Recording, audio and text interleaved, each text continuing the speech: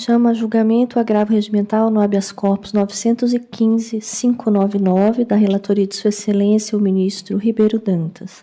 Teremos a sustentação oral do advogado presente, Dr. Tiago Machado de Carvalho. Todos de acordo em não lermos o relatório, eu então passo a palavra ao Dr. Tiago pelo prazo de 5 minutos.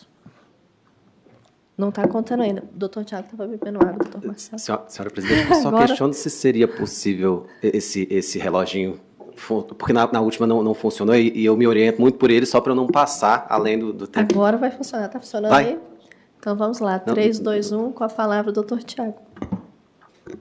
Não está funcionando, não. Está funcionando? Não? Não. O que ele olha não está funcionando? Mas não tem problema. Eu coloco aqui no meu celular, então, para que eu possa me... Aqui em cima não aparece para o senhor? Lá eu vou ficar olhando para o céu, vai parecer que eu estou pedindo ajuda divina, e claro que estarei, a gente sempre estarei pedindo ajuda divina. Exato. Então vamos tentar consertar aqui o relógio. Não há problema, eu marco aqui no meu celular aí? E está sem nenhum problema. Mas de todo jeito o doutor Marcelo tem que voltar para ligar o relógio. Ele está quebrado, doutor Tiago, o senhor tem razão. Tomaremos uma providência. O senhor tem um relógio aí? Tem sim. Tá.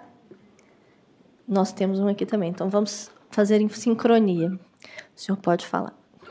Excelentíssima senhora ministra-presidente, satisfação encontrá-la presidindo essa egrégia quinta turma. Outrora, Vossa Excelência já foi minha presidente no Conselho da Ordem dos Advogados do Brasil.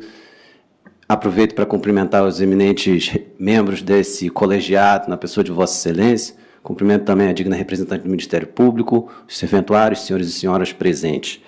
Senhora presidente, o meu tempo é muito curto, mas não poderia deixar de fazer um registro específico de meus cumprimentos e agradecimentos ao eminente relator do presente feito, ministro Ribeiro Dantas, que recebeu esse advogado por mais de uma vez em seu gabinete.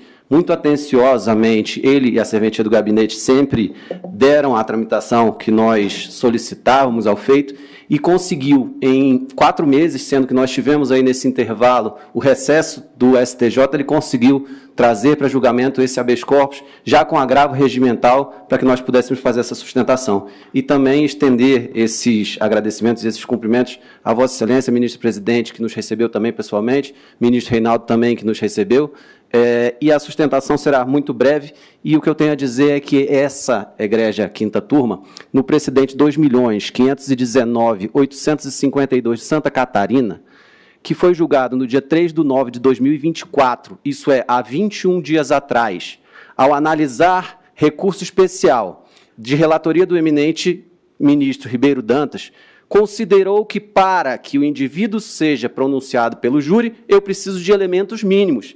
E aí, muito me chamou a atenção, eminente ministro Reinaldo, a fala de Vossa Excelência nesse voto que Vossa Excelência disse, abro aspas, terei os 2 votos como um farol para o exame dos próximos casos relacionados ao tema, dificílimo, que é a diferença entre a culpa e o dolo eventual. Fecho aspas. Eu achei curioso o termo que Vossa Excelência empregou de maneira muito sábia, que era o farol. E começo aqui fazendo referência ao farol. Porque, nesse caso em específico, foi o farol do veículo que estava na contramão, voltado para uma via sem iluminação, que culminou na perda do controle do carro pelo paciente, e isso redundou no acidente de trânsito. Esse acidente, que foi por culpa não exclusiva do réu, mas por culpa concorrente. E bem sabemos, não existe compensação de culpas no âmbito penal.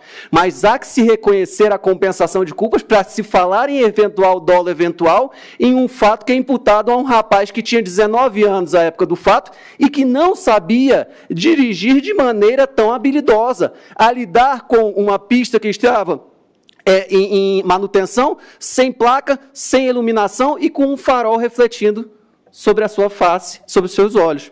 Então, faço essa ressalva, eminentes ministros, para começar dizendo que houve razão para que o Tribunal de Justiça lá de Minas Gerais divergisse quanto a encaminhar ou não esse indivíduo à júri popular. E o tribunal, por maioria, entendeu que seria o caso de encaminhar a júri.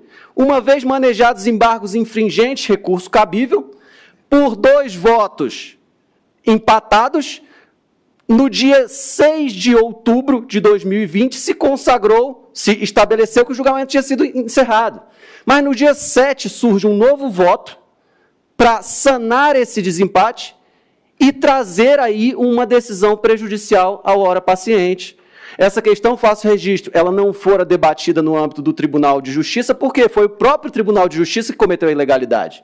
Se ele é a autoridade coatora, há que se tentar, no âmbito desse STJ, buscar uma solução para esse caso.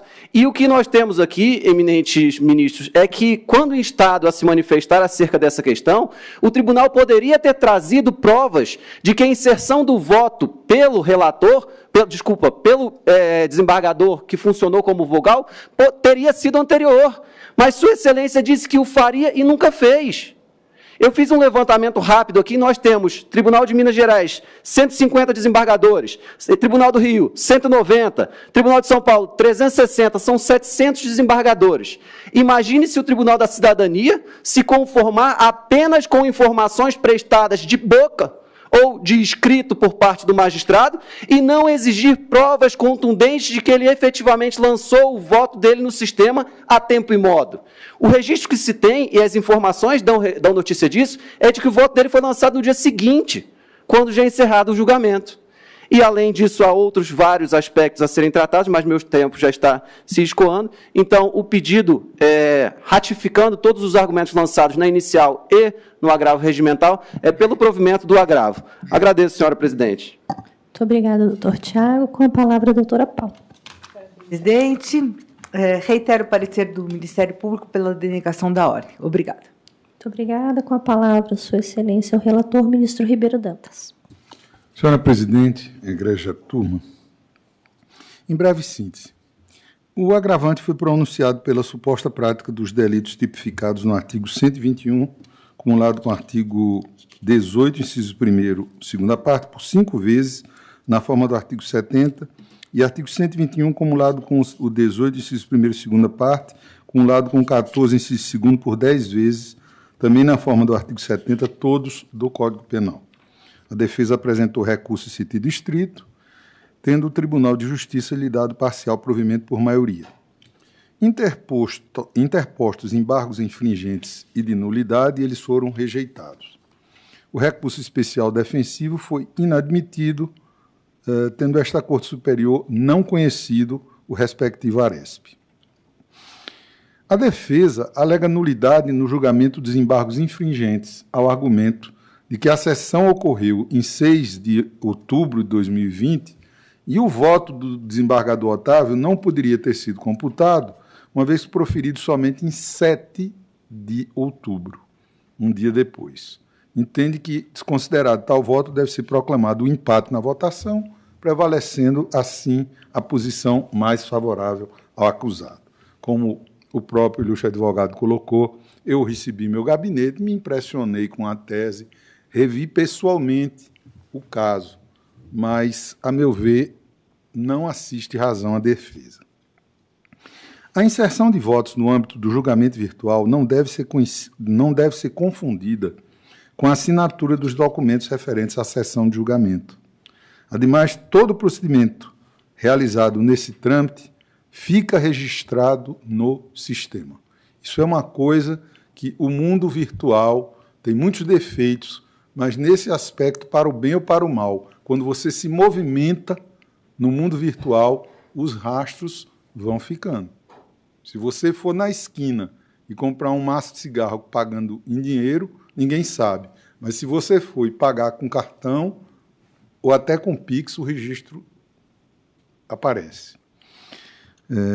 Do acórdão proferido nos referidos embargos infringentes, o voto do desembargador Otávio Augusto Denigres Boccalini encontra-se assim expresso, aspas, com a devida vênia, divirjo do eminente desembargador relator para rejeitar os embargos infringentes, acompanhando a divergência inaugurada pelo eminente desembargador Fortuna Grion como primeiro vogal no julgamento do recurso em sentido estrito número tal. Isso está a folha de 263. Das informações prestadas pela autoridade coatora, extrai-se que a referida sessão de julgamento foi encerrada às 15 horas e 7 minutos. E o ato apenas se encerrou com a inserção de todos os votos, tendo o voto do desembargador Otávio tendo o voto do desembargador Otávio sido inserido em 6 de outubro, às 12 horas e 5 minutos, consoante documento extraído do sistema TEMES do Tribunal de Justiça de Minas Gerais, que está a folhas 452, e não no dia seguinte, como entende a defesa, e não por informação de boca, como diz a defesa, mas sim por dados registrados no sistema. Nesse sentido, confiram-se as informações prestadas pelo Tribunal de Origem, que esclarecem o rito de votação no ambiente virtual daquela Corte Estadual, verbis, e aí eu transcrevo. O agravante sustenta ainda cerceamento de defesa ao argumento de que não foi regularmente intimado o julgamento virtual dos embargos infringentes, uma vez que não constou da publicação a indicação da data em que se daria a sessão, tampouco o número de inscrição dos advogados. Convém registrar que essa questão não foi discutida pelo Tribunal de Origem, o que impede seu conhecimento por esta Corte Superior, sob pena de indevida supressão de instância. Nós temos, nesse sentido, julgados como o habeas corpus 732-319, relatou o ministro Jesuíno Rissato, julgado aqui na quinta turma, em agosto de 2022, e outro precedente no agravo regimental no ARESP 1.361.583 de Mato Grosso, relator o ministro Nefe Cordeiro, julgado na sexta turma em maio de 2019. Da análise dos autos, verifica-se que a defesa quedou-se inerte quanto à pretensa nulidade, na medida em que deveria tê-la alegado em sede de embargo de declaração após o julgamento do recurso para debater a questão no colegiado, ou até mesmo como tentativa de sanar o alegado vício, o que não ocorreu na hipótese. Note-se, ademais, que após o julgamento dos embargos infringentes, houve ainda a interposição de recurso especial em 3 de novembro do ano do julgamento, que foi 2020, ocasião em que tampouco foi levantada a pretensa nulidade, querendo agora a defesa, passado 4 anos da análise dos embargos infringentes e em sede de habeas corpus, a nulidade do julgamento. Ora, aspas, como é de conhecimento, a jurisprudência do Superior Tribunal de Justiça, com respeito à segurança jurídica e à lealdade processual, tem se orientado no sentido de que mesmo as nulidades denominadas absolutas ou qualquer outra falha ocorrida no acordo impugnado também devem ser arguídas em momento oportuno, sujeitando-se à preclusão. Isso está no agravo regimental, no habeas corpus 690.070, relatou o ministro Joel Ilan Paciornik, julgado aqui na quinta turma, em outubro de 2021, e no agravo regimental, no habeas corpus 913.717, relatou o ministro Reinaldo Soares da Fonseca, também julgado nesta quinta turma, em junho deste ano. Demais disso, o reconhecimento de nulidades no curso do processo penal, sejam absolutas ou relativas, reclamam a efetiva demonstração do prejuízo à parte, sem a qual prevalecerá o princípio da instrumentalidade das formas, positivado pelo artigo 563 do Código de Processo Penal, pas de nullité sans grief. E aí eu também cito precedentes, o que esse prejuízo não se configura no caso presente. Ainda que ultrapassadas tais alegações, aspas, quanto à necessidade de indicação do número de inscrição junto ao OAB para fim de perfectibilização da intimação no Diário da Justiça, a regra é de que a ausência ou equívoco quanto ao número da inscrição do advogado na OAB não gera nulidade. Isso foi firmado em sede de recurso representativo da controvérsia, o RESP 1.138.805 Santa Catarina, agravo regimental no RESP 1.382.786, relatou o ministro Mauro Campbell, julgado na segunda turma em dezembro de 2014. Eu sempre me lembro das lições de um velho professor de processo que dizia, quando tratava das 3 colunas da nossa Constituição, a coisa julgada, o direito adquirido e o ato jurídico perfeito, não é que o ato jurídico perfeito não está aí no sentido de sem defeitos, mas está no sentido de acabado, terminado, completo. É esse o sentido de perfeito em ato jurídico perfeito. Então, mesmo um ato com uma pequena imperfeição, como a falta do número da OAB, ele é considerado um ato jurídico perfeito porque ele foi terminado e isso não gera os problemas capazes de se considerar o ato inidôneo à finalidade a que ele serve.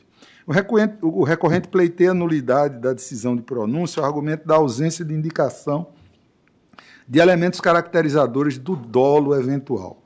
Entende que a pronúncia e os acórdãos que a confirmaram não enfrentaram os argumentos defensivos, tendo ocorrido a negativa de prestação jurisdicional. Requer, pois, a desclassificação da conduta para homicídio culposo na direção de veículo automotor. Quanto à alegação de ausência de prestação jurisdicional, sem razão a defesa, data máxima vênia, tendo em vista que o acórdão encontra-se devidamente fundamentado, tendo sido discutida a tese da configuração ou não do dolo eventual, tanto assim que houve necessidade de apresentação de embargos infringentes, tendo prevalecido o entendimento de que o acusado teria agido com o referido dolo. Com efeito, cabe ao julgador fundamentar todas as suas decisões de modo a robustecê-las, bem como afastar qualquer dúvida quanto à motivação utilizada nos termos do artigo 93, 9º da Constituição da República, devendo ser considerada a conclusão lógico-sistemática adotada pelo deciso.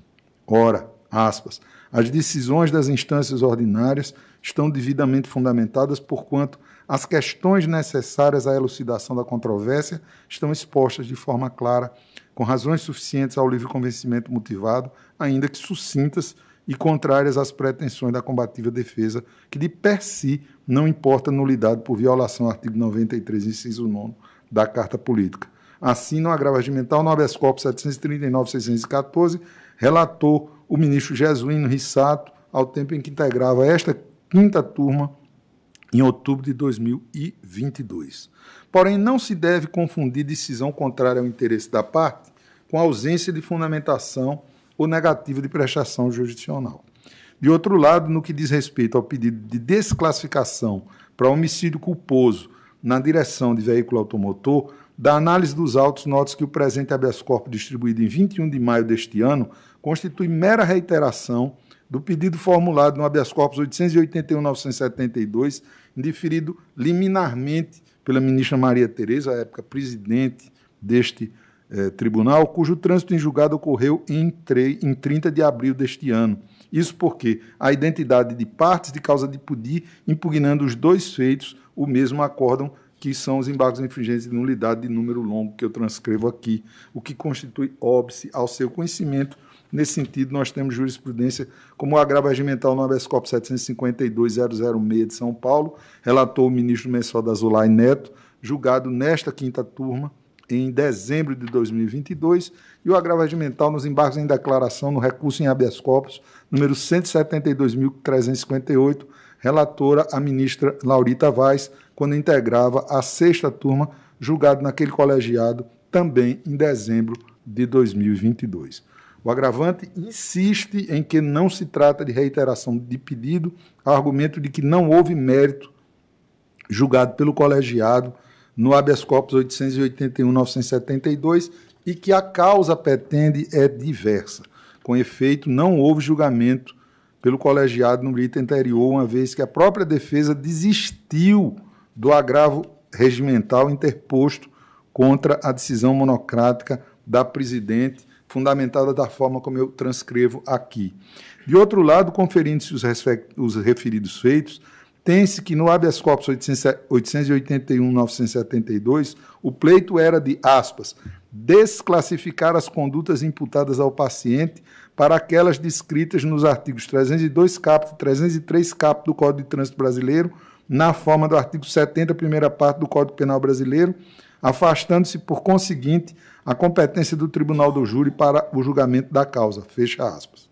No writ, ora em análise, o pedido resume-se em, aspas, desclassificar os delitos imputados ao paciente para os crimes de homicídio culposo na direção de veículo automotor, já que as decisões anteriormente proferidas não indicam a presença de dolo eventual em sua conduta, inclusive que o acidente no qual se viu envolvido quase tirou a sua vida, fecha aspas, tendo, pois, como fundamento do pedido em ambos a ausência de dolo eventual.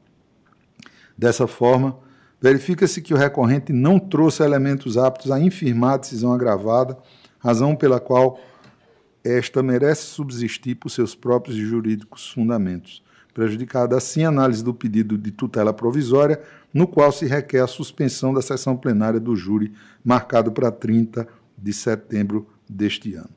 Por todas essas razões, eu nego provimento ao agravo regimental. Pois não, o relator é quem defere. O senhor relator? Pode fazer pois não, esclarecimento de fato, por favor, doutor Tiago. É só uma questão de ordem, até por lealdade processual. Quando esse advogado fez referência à informação de boca ou meramente digitada, é porque dentro desse contexto que o ministro Ribeiro Dantas apontou, os rastros no sistema são esses que não foram demonstrados, só se apontou aqui a afirmativa do eminente prestador de informações. E um último detalhe, com relação a esse lapso, esse intervalo entre a data do julgamento desse embargos infringentes e a impetração do habeas corpus, é porque só houve o trânsito em julgado dessa decisão no dia 5/9/2023. Então, 9/2023, já em janeiro, se impetrou o habeas corpus, porque o Supremo demorou a julgar e o STJ também. Então, só são essas considerações e agradeço a atenção de Vossas Excelências. Obrigada, doutor Tiago. Senhora Presidente, os esclarecimentos feitos não mudam em absolutamente nada nenhum dos raciocínios que eu desenvolvi no meu voto, motivo pelo qual eu mantenho. Tá ótimo. Passo eu, então, a votar e já antecipo que pedirei vista. Fiquei impressionada com as questões processuais, especialmente a questão da inserção do voto desempate e com essas questões de não se ter exatamente qual foi o exato horário e dia em que esse voto foi colocado no sistema. Também me impressiona a ausência do número de OAB na publicação. E com relação ao mérito, há 2 sessões atrás, eu fiquei vencida aqui sozinha, 4-1, num processo em tudo parecido com esse acidente de veículo, onde foi desclassificada a conduta para culposo. Inclusive, no meu gabinete, eu estou revendo diversos processos, onde eu mantinha o meu entendimento de que era, sim, homicídio doloso e que deveria ser julgado pelo júri. Eu estou revendo para me adaptar à decisão da turma, onde eu fiquei vencida por 4-1.